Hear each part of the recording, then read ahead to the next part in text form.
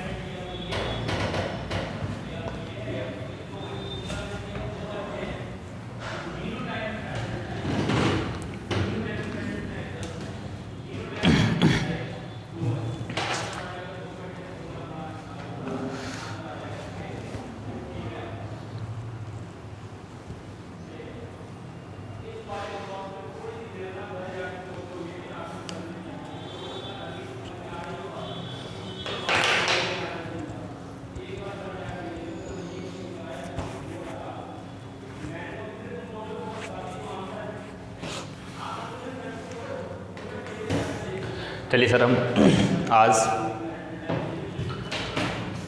पहली क्लास है हमारी, तो हम करेंगे क्या। देखिए, लगभग सारी क्लासेस के बारे में मैं पहले डाल चुका हूँ। मैंने पूरे का पूरा सिलेबस आप लोगों को डिफ़ाइन करा है। मैंने आईएएस से लेकर के सिलेबस डिफ़ाइन करना शुरू करा है और सीजीएल के एसएससी वाले पार्ट के एमटीएस तक पूरे का पूरा सिलेबस डिफ़ाइन करा है। यानी कि एक A1 ग्रुप की जॉब से लेकर के और पियोन तक की जॉब को मैंने पूरी तरीके से डिफ़ाइन करा है। वीडियो यूट्यूब पे पड़ी हुई है, आपको मिल जाएगी। ऐसे मान के चलिए कि अब हर एक महीने में एक जॉब है, हर घंटे जॉब है। बस जॉब उनको दिखेंगी जिनके पास गाइडेंस होगा। तो मैंने गाइडेंस देने के लिए वो लगभग 1 घंटे की वीडियो बनाई है, जिसमें आईएएस कैसे कैसे करते हैं, क्या क्या आईएएस का पैटर्न रहता है, फिर एसएससी सीजीएल का क्या पैटर्न रहता है, बैंक का क्या पैटर्न रहता है, स्टेट गवर्नमेंट का क्या पैटर्न रहता है, वो मैंने सारे का सारा डिफाइन करा है। मुझे नहीं लगता अगर आप 1 घंटे की वो वीडियो देखते हैं तो आई एम श्योर 100% आप लोगों को बहुत सारी चीज़ें समझ में आएंगी। देखिए, आज हमारी क्लास है, पहली क्लास है, तो हम क्या करते हैं, थोड़ा सा मैथमेटिक्स, मैं मैथमेटिक्स पढ़ाऊँगा और मैं मैथमेटिक्स के बारे में थोड़ा सा आप लोगों को डिफाइन करूँगा, फिर हम डायरेक्ट एक टॉपिक पे चलते हैं। ठीक है, मैथमेटिक्स में हमारे पास जो एसएससी सीजीएल की जो हम तैयारी कर रहे हैं, हमारे पास 4 तरीके की मैथमेटिक्स रहेगी। इससे आगे आप लोगों को पढ़ना ही नहीं है, इससे आगे है ही नहीं। इतने में ही पूरी मैथमेटिक्स आप लोगों की ख़त्म हो रही होगी। सबसे पहला पार्ट जो हमें अर्थमेटिक का पढ़ना पड़ेगा, सॉरी मैथ का पढ़ना पड़ेगा, उसका नाम होगा अर्थमेटिक। ये मैथ का एक पार्ट रहेगा अर्थमेटिक। दूसरा पार्ट सर इसका एडवांस रहेगा, एडवांस्ड मैथ। तीसरा इसका जो पार्ट रहेगा वो स्टैटिक्स का रहेगा।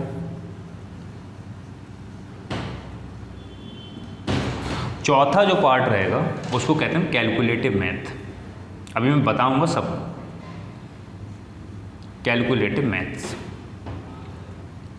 सर फ़र्क क्या है इन सारे पार्ट में? इतने 4 तरीके के आपको पार्ट पढ़ना होंगे और पूरी की पूरी मैथ आपकी इनमें सब में ख़त्म हो रही होगी। ध्यान से सुनिए, जो अर्थमेटिक वाला पोर्शन है, कई बच्चों के दिमाग में एक मिथ रहता है कि सर मैं मैथ से नहीं हूँ, मेरा एसएससी सीजीएल नहीं होगा या मेरी मैथ कमज़ोर है। बेटा एक बात हाथ जोड़ के सबको बता रहा हूँ, जो अर्थमेटिक वाला पोर्शन है ना बेटा, मैं एमएससी हूँ मैथ से। अर्थमेटिक वाला जो पोर्शन है मैंने मैथ में होने के बाद आज तक नहीं पढ़ा। मतलब इसमें जो चीज़ आप पढ़ते हो, जैसे परसेंटेज हो गया आपका, प्रॉफिट एंड लॉस हो गया, एक चैप्टर होता है, एक चैप्टर होता है सीआई एसआई होता है, SI and CI and SI. उसके बाद एक और यूनिट रहती है पूरी जिसका नाम टाइम एंड वर्क हो जाता है, टाइम एंड वर्क। फिर और भी होता है टाइम एंड डिस्टेंस। इस तरीके से कई सारे टॉपिक होते हैं आप टॉपिक पढ़ाए जाएंगे, फिर मैं आपको पूरी तरीके से वहाँ पे एक्सप्लेन करूँगा। यहाँ पे सिर्फ एग्जाम्पल की तरह बता रहा हूँ। इतने सारे लगभग टॉपिक्स तो बहुत सारे होते हैं, सिर्फ एग्जाम्पल दे रहा हूँ। ये टॉपिक्स होते हैं इसमें। मैं सच बोल रहा हूँ बेटा, या आप लोगों में से जो मैथमेटिक्स होंगे जिन्होंने के पास इंटर में मैथ रही है, हाई स्कूल में मैथ रही है, या जिन्होंने बीएससी ग्रेजुएशन किसी मैथमेटिक्स से कहा है, आप लोग खुद सोच के देखो, क्या आपने कभी ये पढ़ा?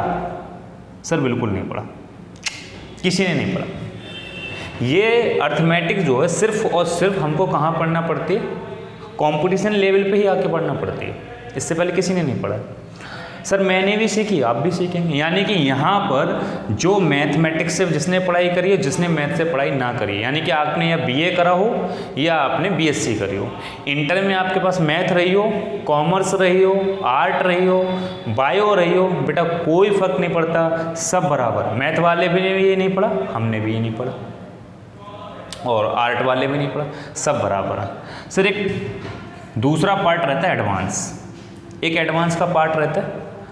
सर एडवांस वाले पार्ट में थोड़ा सा वो बच्चे अच्छी परफॉर्मेंस कर सकते हैं जिनके पास मैथ रही है।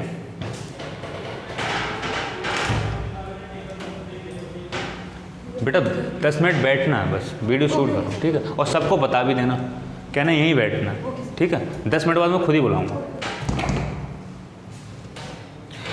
सर एक पार्ट रहता है एडवांस, एडवांस मैथ जो पार्ट रहता है सर, यहाँ पर वो बच्चे थोड़ा सा अच्छा परफॉर्मेंस कर पाएंगे जिनके पास सर मैथ रही है। उसका सर पीछे लॉजिक है। यहाँ पे सर एक टॉपिक रहेगा ट्रिगोमेट्री, सब जानते हैं, जिनके पास मैथ रही है वो अच्छे से जानते होंगे। और एक टॉपिक रहेगा यहाँ जियोमेट्री।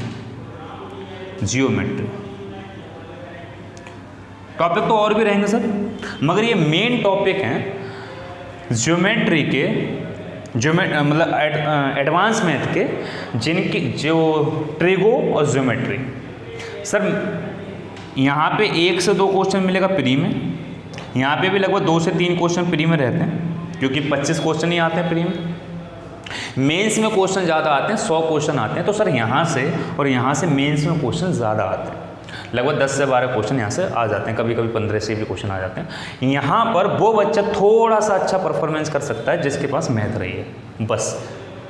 उसके बाद जितने इसमें टॉपिक बचे, बेटा हम भी नए हैं, आप भी नए हो, जिसके पास मैथ है, जिसके पास मैथ नहीं, बेटा सब बराबर है, मैं आपको पढ़ाऊंगा। आप मेरा कॉलर पकड़ना, एक भी ऐसा टॉपिक आ जाए जहाँ आपको ये लगे सर मैथ वाला अच्छा परफॉर्मेंस कर रहा है, बेटा नहीं कर रहा होगा, क्योंकि उसने भी नहीं पढ़ा, आपने भी नहीं पढ़ा, कोई दिक्कत यहाँ तक नहीं है।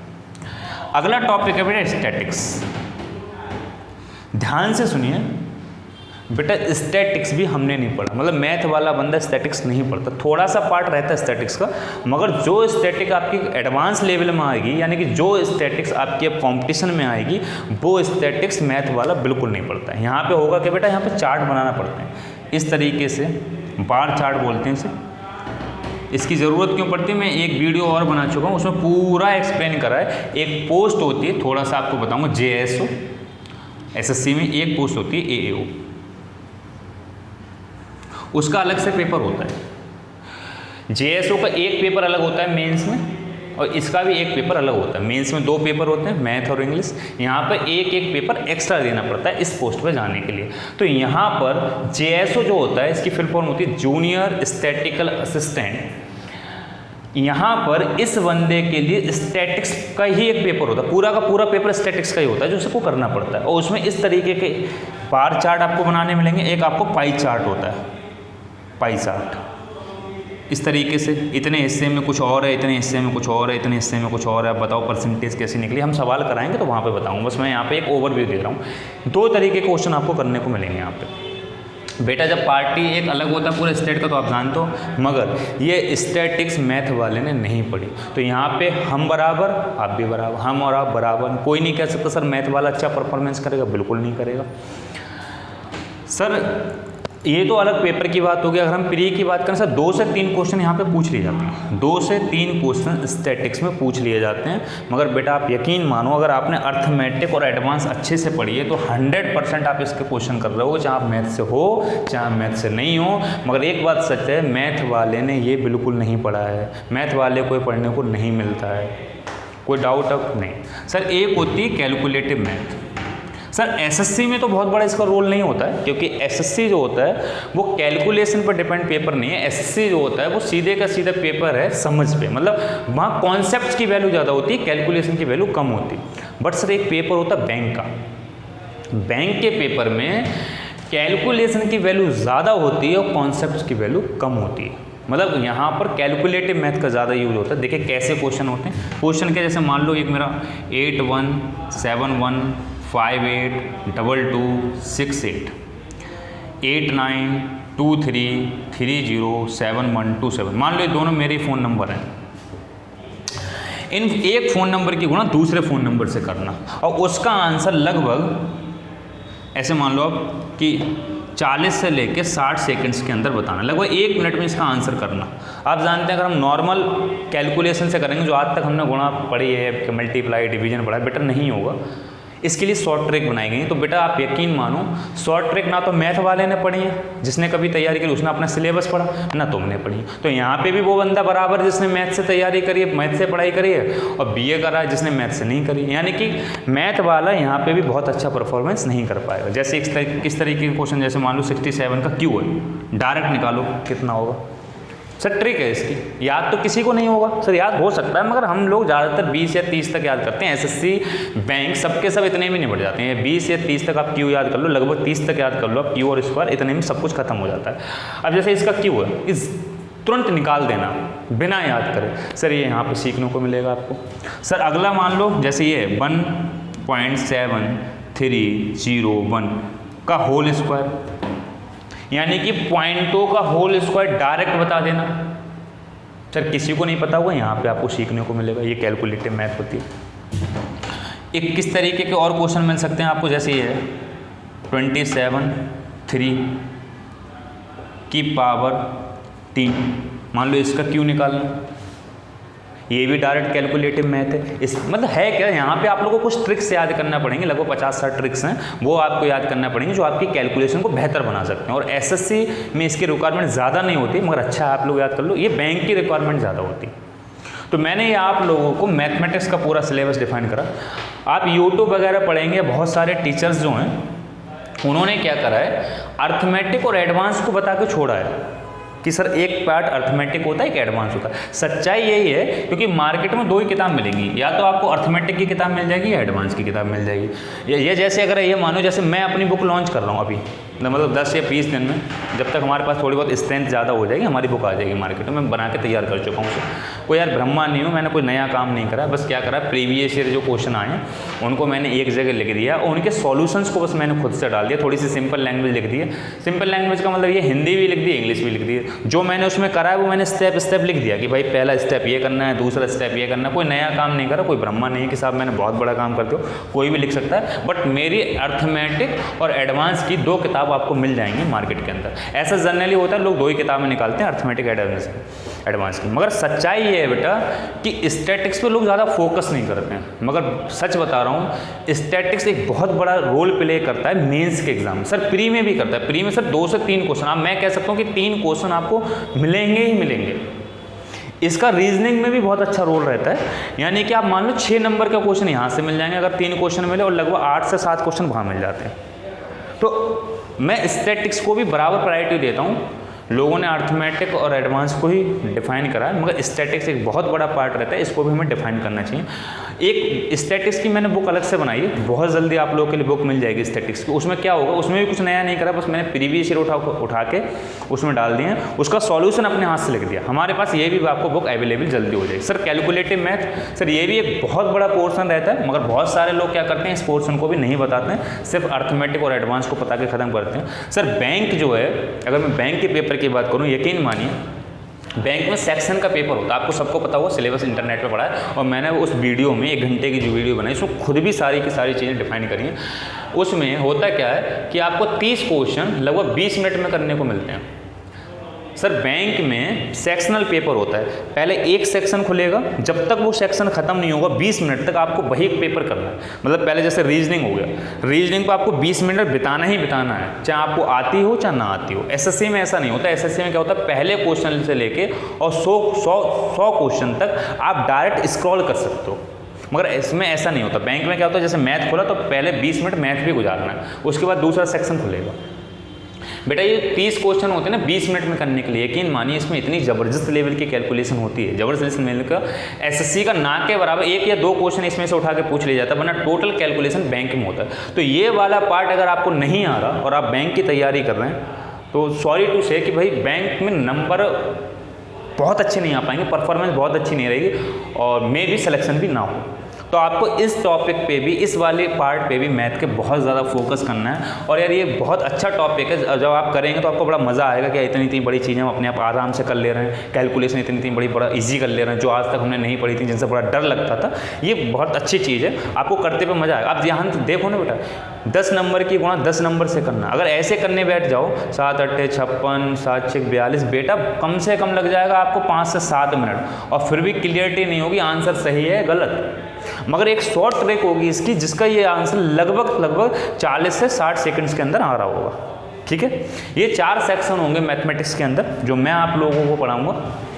देखिए हम स्टार्ट जो है एडवांस से करेंगे, मैं एडवांस पढ़ाना भी स्टार्ट करूंगा आप लोगों के लिए। एडवांस वाला पोर्शन लगभग 3 से 4 महीने ही लेगा, मतलब मैक्सिमम 4 महीने मान लो, जिसको मैं ख़त्म करूंगा 3 से 4 महीने। अर्थमेटिक भी बेटा 3 से 4 ही महीने लेगा। आप ये कह सकते हो कि इसका और इसको लगभग 7 महीने में मैं इसे ख़त्म कर दूंगा। सर स्टैटिक्स की बात करें और कैलकुलेटिव की मैथ की बात करें, लगभग 1 महीना मैं स्टैटिक और कैलकुलेटिव आपको मैथ पढ़ाऊंगा। हो सकता है 1 महीने से भी ज़्यादा लग जाए, कभी कभी 1.5 या 2 महीना भी लग जाता है। 2 महीने से ऊपर नहीं जाएगी, 2 महीने तक मैं ये पढ़ाऊंगा। आप मान लो कि 8 से 9 महीने में मैं आपको पूरा सिलेबस ख़त्म कर रहा हूँ। 8 से 9 महीने में आपको पूरा सिलेबस कर रहा हूँ। और हमारे यहाँ फिर हम कहते ही हैं कि सर 8 से 9 महीने का हमारे यहाँ सिलेबस है। 10,500 जो आपकी फ़ीस ली जा रही है SSC CGL की, इसमें क्या है 8 से 9 महीने में हम सिलेबस कराएंगे। उसके बाद जो हमारे पास 11 महीने का जो सब्सक्रिप्शन हमने आपको दिया हुआ है, आपके पास जो भी टाइम बचता है सिलेबस खत्म होने के बाद, मान लो अगर 8 महीने में सिलेबस खत्म हो गया तो 3 महीने बचते हैं, 9 महीने में सिलेबस खत्म हो गया तो 2 महीने बचते हैं। आप 2 महीने हमारे यहाँ आकर के प्रैक्टिस कर सकते हो उसी फीस में। ठीक है, ये सारी चीज़ें समझ में आ गई, मुझे नहीं लगता अब इसमें कोई डाउट है। इतनी सारी चीज़ें हम लोगों को पढ़ना। अब हम अपने टॉपिक की बात करेंगे और टॉपिक में मैं एडवांस शुरू कर रहा हूँ ऊपर। ठीक है, नोट करिए जिसको करना।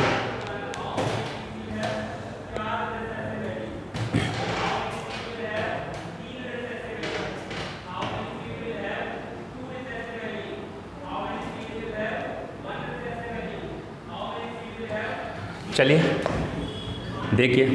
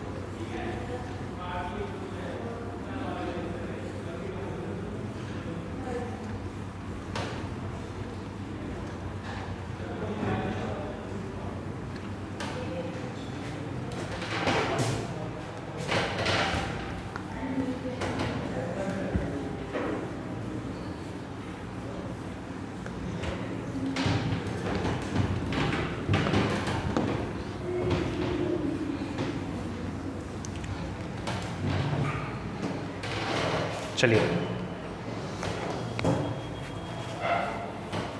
देखिए, हम बात करें तो अब मैंने अभी बताया हम एडवांस शुरू करेंगे, तो मैं एडवांस स्टार्ट कर रहा हूँ आपकी एडवांस मैथ। ध्यान से सुनिए, एडवांस में बहुत सारे आप लोग टॉपिक करेंगे। सबसे पहला जो मैं टॉपिक करा रहा हूँ उसका नाम है नंबर सिस्टम, जिसको शॉर्ट में NS बोलते हैं, नंबर सिस्टम। मैं आपका नंबर सिस्टम से स्टार्ट कर रहा हूँ। नंबर सिस्टम में भी एक टॉपिक रहता है जिसका नाम है रिमाइंडर थ्योरम। सर टॉपिक तो बहुत है नंबर सिस्टम में, आपको बहुत सारे टॉपिक पढ़ने हैं, मगर रिमाइंडर थ्योरम एक बहुत इम्पोर्टेंट टॉपिक है। इम्पोर्टेंट टॉपिक इसलिए है ये क्योंकि अगर नंबर सिस्टम से कोई क्वेश्चन बनता है किसी भी एग्ज़ाम में, मैं एसएससी की बिल्कुल नहीं कह रहा, एसएससी में तो है ही यही, एसएससी है, बैंक है, स्टेट लेवल का कोई एग्ज़ाम है, अगर नंबर सिस्टम से अगर कोई क्वेश्चन बनता है तो 90% ये प्रायोरिटी दी जाती है कि हम रिमाइंडर थ्योरम से क्वेश्चन लें। मतलब एग्जामिनर 90% रिमाइंडर थ्योरम को प्रायोरिटी देता है क्वेश्चन को बनाने के लिए, तो इसलिए हम रिमाइंडर थ्योरम पढ़ रहे हैं। मतलब अच्छा टॉपिक है, बहुत मज़ा आएगा आप लोगों के लिए। देखिए, इस टॉपिक को पढ़ने के लिए 2-3 चीज़ें बेसिक आपको पता होना चाहिए बस, जो आज से पहले आपने नहीं पढ़ा। 100% कुछ नया सीखने को मिलेगा जो आज से पहले आप लोगों ने नहीं सीखा। देखिए है क्या, मान लो अगर मैं आप लोगों से ये कहूँ कि 64 को 9 से डिवाइड करो और बताओ रिमाइंडर क्या आएगा। आप लोग कहेंगे सर 9 सत्ते 63 होता है, 63 और 1 यानी कि रिमाइंडर 1 आ गया। बहुत अच्छी बात है, कोई दिक्कत नहीं। सर मान लो मैं आपसे ये कह रहा हूँ 56 को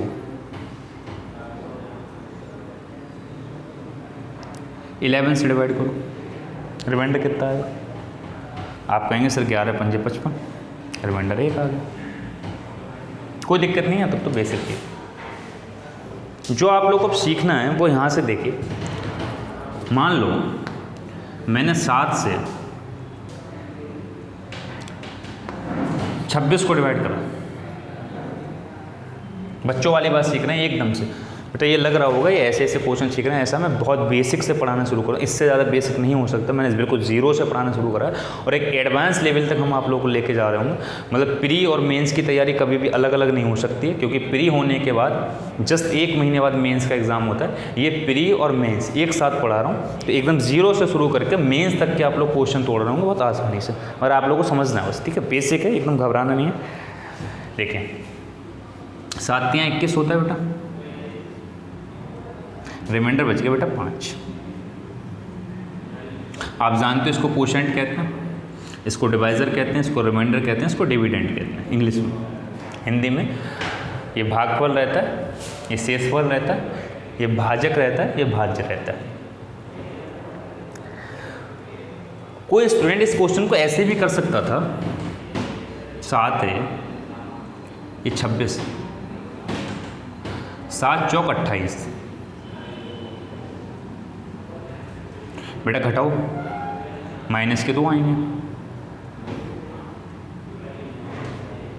जबकि आपने देखा ओरिजिनल रिमाइंडर तो 5 बच रहा है, यहाँ रिमाइंडर माइनस का 2 बच रहा है।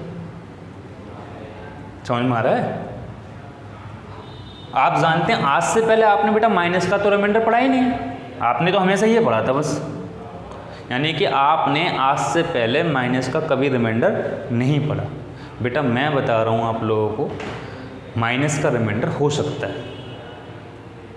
मैं नहीं, मतलब ये एडवांस मैथ जो हमारी नंबर्स जो रिमाइंडर थ्योरम है, उसमें हमें एक और नई चीज़ सीखना पड़ेगी जिसको हम कहते हैं माइनस का रिमाइंडर। उसका यूज है, यूज क्या भी मैं बहुत अच्छे लेवल पे आपको बताऊंगा। यानी कि रिमाइंडर माइनस का भी हो सकता है, इस बात से हमें ये पता लगे। सर अगर रिमाइंडर माइनस का हो सकता है तो ओरिजिनल रिमाइंडर कौन सा होगा, माइनस का या प्लस का? बेटा ओरिजिनल रिमाइंडर यानी कि हम कह सकते हैं रियल रिमाइंडर होता वो तो हमेशा प्लस में ही होगा, मगर माइनस का भी हो सकता है। मैं ये कहना चाह रहा हूँ, बातों में अंतर समझिए। अगर हम ओरिजिनल या रियल रिमाइंडर निकालने की बात करें तो आपको क्या करना है, इस डिवाइजर में से घटा दो, कितना आएगा 5। बेटा रियल रिमाइंडर तो 5 ही था, वो आ गया। सर आपने ऐसा क्यों करा, अभी मैं बताऊंगा ऐसा क्यों करा। बस अभी के लिए आप इतना समझिए कि रिमाइंडर माइनस का हो सकता है, कोई दिक्कत। सर कोई व्यक्ति इसको ऐसे भी कर सकता था, 26 मान लो 7 दूनी 14 करा, कितना बचा बेटा 2 1 12। क्या 12 रिमाइंडर हो सकता है? सर नहीं हो सकता। क्यों? क्योंकि डिवाइजर ही 7 है और आप जानते हैं 7 से बड़ा रिमाइंडर होगा नहीं। ऐसे केस में आप इसको दोबारा से डिवाइड करिए, 7 से डिवाइड करिए, 7 1 7, बचा कितना 5, फिर से ओरिजिनल रिमाइंडर आ गया 5। यानी कि यहाँ से मोटी मोटी चीज़ें या इंपॉर्टेंट चीज़ हमें 1 2 3 बातें पता लगी जिनको हमें दिमाग में रखना है। अभी हम उन्हीं के बिहाफ पे क्वेश्चन कर रहे होंगे, क्या आपको पता लगा? सर रिमाइंडर माइनस हो सकता है, पहली बात। सर जब रिमाइंडर माइनस होगा तो हम क्या करेंगे? हम डिवाइजर में से इस रिमाइंडर को घटा देंगे, हमारा ओरिजिनल या रियल रिमाइंडर आ जाएगा। सर रिमाइंडर कभी भी डिवाइजर से बड़ा नहीं होगा। दूसरी चीज़, अगर मान लो बड़ा हुआ तो हमें उसको दोबारा से डिवाइड करना पड़ेगा। ठीक, इतनी बात समझ में आती है? अगर आपको ये पता लग गया रिमाइंडर निगेटिव हो सकता है तो देखिए इसके बिहाफ पे हम क्या क्या करते हैं, मतलब क्या ज़रूरत पड़ी इसको। ये समझ में आ रहा है? इरेज कर दूं?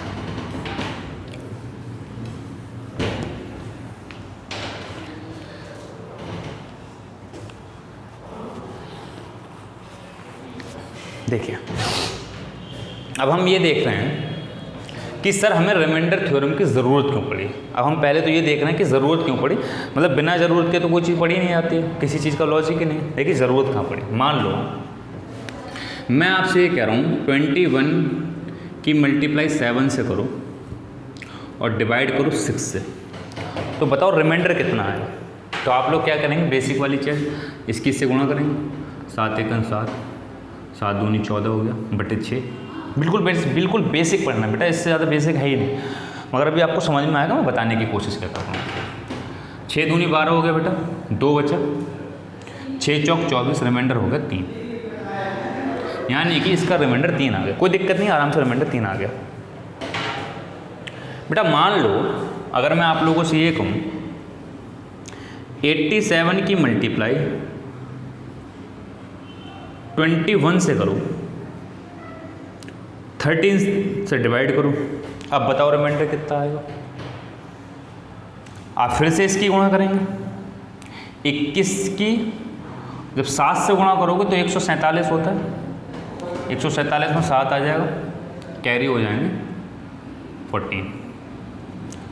इसकी इससे गुणा करोगे, 8 एकन 8 और 8 दूनी 16, 168, 14 इसमें जोड़ोगे, 2 हासिल 1 हो गया, 7 8 1, यानी कि ये आया 1827 बटे 13। डिवाइड करिए, 13 एकन 13 कितना बचा, 5 बचा, 52 हो गया, 13 चौका 52, रिमाइंडर आ गया 7। कोई दिक्कत बेटा, रिमाइंडर 7 आ गया, आराम से ऐसे कर सकते हो।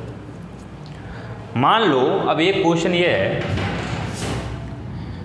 31 27 इंटू 4 9 3 5 इंटू 7 8 9 2। अब बेटा इसको डिवाइड करना है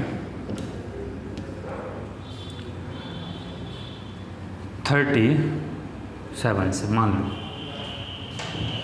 अब आप गौर करिए, ध्यान से देखिए बेटा कि अगर हम यही वाला कॉन्सेप्ट अप्लाई करें जो हम बच्चे जब थे करते आए थे कि हम क्या करते हैं, पहले गुणा करते हैं, जो रिजल्ट बनता है उसको डिवाइड करते हैं। बेटा आपने पहले गुणा करी, जो रिजल्ट बना उससे डिवाइड करा, फिर रिमाइंडर करा। आप सोच के देखो बेटा, अगर ऐसा हो गया तो आप पहले इन दोनों की गुणा करोगे, इन दोनों की जो गुणा करोगे उसका एक रिजल्ट आएगा, उस रिजल्ट की गुणा इससे करोगे, फिर ओवरऑल रिजल्ट आएगा, उसको 37 से डिवाइड करोगे। बेटा आप जानते हो एसएससी में 36 सेकंड्स में एक क्वेश्चन को हिट करना होता है। क्यों? क्योंकि 100 क्वेश्चन 1 घंटे में करना होते हैं। अगर आप एवरेज निकालोगे तो 36 सेकंड्स में एक क्वेश्चन को हिट करना है। बेटा आपको लगता है कि गुणा करके रिजल्ट जो आएगा ओवरऑल उसको 37 से डिवाइड करके आप रिमाइंडर निकाल लोगे कि 36 सेकंड्स में? बेटा बिल्कुल इम्पॉसिबल है, कितना ही विद्वान आदमी आ जाए, कितना ही ट्रिक लगा ले, नहीं होगा। बस यही रिमाइंडर थ्योरम का यूज है। समझ में आ गया? मतलब ऐसी कैलकुलेशंस को सॉर्ट करने के लिए रिमाइंडर थ्योरम बनाई गई है। अगर रिमाइंडर थ्योरम से आप इस क्वेश्चन को करेंगे तो ये क्वेश्चन बहुत इजी हो जाएगा और मुश्किल से 30 से 40 सेकंड्स के अंदर आप इसका आंसर दे रहे हैं। ये तो मेरा बनाया हुआ क्वेश्चन है, अभी हाल लिखा है। एसएससी में थोड़ा सा नॉर्मल क्वेश्चन पूछते हैं, बस वो ये जानना चाहते हैं कि आपके कॉन्सेप्ट क्लियर है नहीं। ये बैंक नहीं है, बैंक में थोड़ा कैलकुलेटिव रहता है, मैंने बता चुका हूँ। ये बात समझ में आ गई? तो आपको ये पता लग गया कि सर रिमाइंडर थ्योरम का यूज क्या है। तो मैंने बताया जो हम ज़्यादा से ज़्यादा टाइम हमारा लगता है उसको रिड्यूस करना, कैलकुलेशन को शॉर्ट करना, जल्दी से जल्दी क्वेश्चन का आंसर निकाल देने के लिए रिमाइंडर थ्योरम का यूज करना। सर रिमाइंडर थ्योरम क्या कहती है, अब वो बात करेंगे। देखिए ध्यान से सुनिए, आप लोगों ने ये क्वेश्चन करा, हम इस क्वेश्चन को ऐसे भी कर सकते थे, सिर्फ इसको इससे डिवाइड करिए, कितना हुआ 6 3 18 हुआ, रिमाइंडर बचा 3। समझ में आ रहा? हाँ सही है। 6 से 7 को डिवाइड करिए, रिमाइंडर बचा 1। रिमाइंडर बेटा कितना बचा? 1। 3 रिमाइंडर यहाँ बचा, 1 रिमाइंडर यहाँ बचा, दोनों के बीच में जो साइन है वो लगा दो, 3 1 3। तो अब वैल्यू बनी 3/6। आप जानते हो बेटा 6 से छोटी वैल्यू होगी वही रिमाइंडर होता है, मतलब जिससे डिवाइड कर रहे हो अगर उससे छोटा है तो डायरेक्ट रिमाइंडर 3 आ जाएगा। समझ में आया? इसको आप डिवाइड करके देख लो, इस वाले को डिवाइड करके देख लो। इस वाले में क्या है, आपने क्या करा, आपने ये करा इन दोनों की गुणा करी, एक